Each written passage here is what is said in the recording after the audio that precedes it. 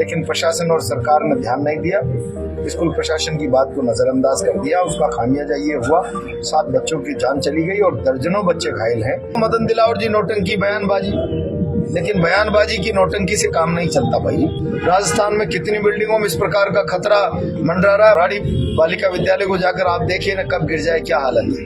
और वहाँ बिल्डिंग के गिर जाने के कारण से दुखद कई बच्चों की मौत हो गई, कई लोग घायल हैं। मुख्यमंत्री जी भी अभी यहाँ आ रहे हैं, लेकिन उन्होंने कहा कि अभी लॉ एंड ऑर्डर का थोड़ा है, हम अभी और बात कर लेते हैं, देख लेते हैं। इन बच्चों के साथ है एक सड़क जाम हो जानी चाहिए शाम को, और वहाँ बिल्डिंग के गिर जाने के कारण से दुखद कई बच्चों की मौत हो गई, कई लोग घायल हैं। मुख्यमंत्री जी भी अभी यहाँ आ रहे हैं, लेकिन उन्होंने कहा कि अभी लॉ एंड ऑर्डर का थोड़ा है, हम अभी और बात कर लेते हैं, देख लेते हैं। इन बच्चों के साथ है एक सड़क जाम हो जानी चाहिए शाम को। हुआ है, ये हादसा नहीं कह सकता, ये हत्या है एक तरह से। स्कूल प्रशासन ने मंत्री को समय रहते आगाह कर दिया था, ये बिल्डिंग बच्चों के बैठने लायक बची नहीं है, लेकिन प्रशासन और सरकार ने ध्यान नहीं दिया। स्कूल प्रशासन की बात को नजरअंदाज कर दिया। उसका खामियाजा ये हुआ 7 बच्चों की जान चली गई और दर्जनों बच्चे घायल हैं। इसकी जिम्मेदारी लेते हुए कि ये हमारा अपराध है, हादसा नहीं हत्या है, और नैतिक रूप से शिक्षा मंत्री को अभी तक भी सर्वे नहीं है, बस सरकार के पास अभी तक भी सर्वे नहीं है। जो जर्जर इमारतें स्कूल की, उनकी सर्वे लिस्ट अभी तक मैं तो रोज पढ़ता हूँ मदन दिलावर जी नौटंकी बयानबाजी, लेकिन बयानबाजी की नौटंकी से काम नहीं चलता भाई। बच्चे भारत का भविष्य है। आप उनको जर्जर बिल्डिंगों में बैठाकर उनके जीवन लीला ही समाप्त कर दो। 7 बच्चे चले गए, कौन जिम्मेदार है भाई? क्या इसके लिए सरकार जिम्मेदार नहीं? सरकार इस जिम्मेदारी से बच सकती है, भाग सकती है? राजस्थान में कितनी बिल्डिंगों में इस प्रकार का खतरा मंडरा रहा है। भारत का भविष्य है। अध्ययन के लिए जीवन के खतरे से भरी इमारतों के बीच में बैठकर पढ़ेगा तो वो क्या पढ़ पाएगा वो? आज मरम्मत के नाम पे करोड़ों रुपए जारी किए गए हैं। ये केवल मुंह के मुंह में जी रहा है। राजस्थान का एजुकेशन स्ट्रक्चर इतना बड़ा है, बिल्डिंगें इतनी जर्जर है। अब नानता महल को जाके देखिए ना क्या हालत है। शहर में कितनी कुराड़ी बालिका विद्यालय को जाकर आप देखिए ना, कब गिर जाए क्या हालत है। एक बिल्डिंग थोड़ी है। मुझे लगता है इस सरकार का खजाना खाली है, सरकार कंगाल है और व्यवस्था नहीं संभल रही है, तो मुख्यमंत्री को इस्तीफा देना चाहिए। मैं अभी यहाँ इकलेरा टोल पे बैठा हूँ।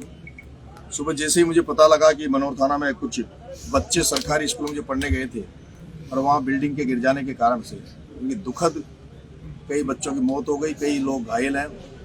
मुख्यमंत्री जी भी अभी यहाँ आ रहे हैं। मैं जैसे ही इसका पता लगा, मैं अचानक से चला था और मुझे यहाँ इंद्रगढ़ अपने इकलेरा टोल पे पुलिस ने रोका है।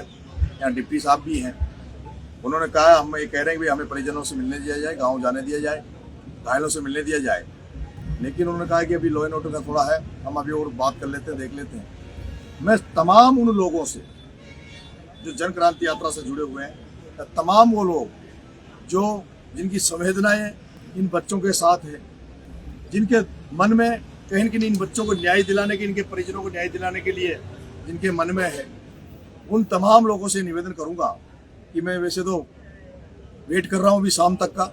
मैंने इनको एक सड़क जाम हो जानी चाहिए शाम को, पूरी सड़कों पे उतर जाना, और हम लोग पूरी रात, आज की रात सड़कों पे बिताएंगे।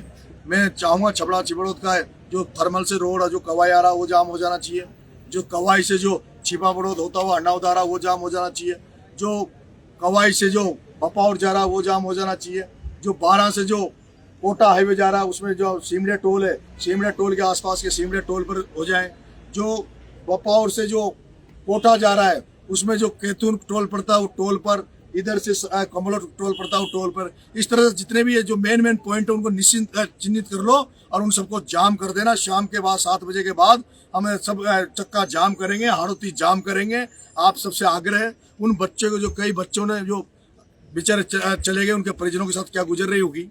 अगर आज आपने उन परिवारों के साथ आप खड़े रहे, उन परिवारों को आपने न्याय दिलाने की इस लड़ाई में अगर शामिल रहे, अगर मुकदमा छोटा मोटा अगर मुकदमा लग भी जाएगा उन परिवारों को न्याय दिलाने के लिए, तो मुझे नहीं लगता कि वो कोई बहुत बड़े नुकसान हमारा होगा। लेकिन आने वाले आप लोगों को भी लोग याद करेंगे कि आप लोगों ने उन छोटे छोटे बच्चे जो इस भ्रष्ट सिस्टम की वजह से, आज जो लड़ाई हम लड़ रहे हैं भ्रष्टाचार के खिलाफ, जो जन क्रांति यात्रा निकाल रहे हैं, उसका ये सबूत है।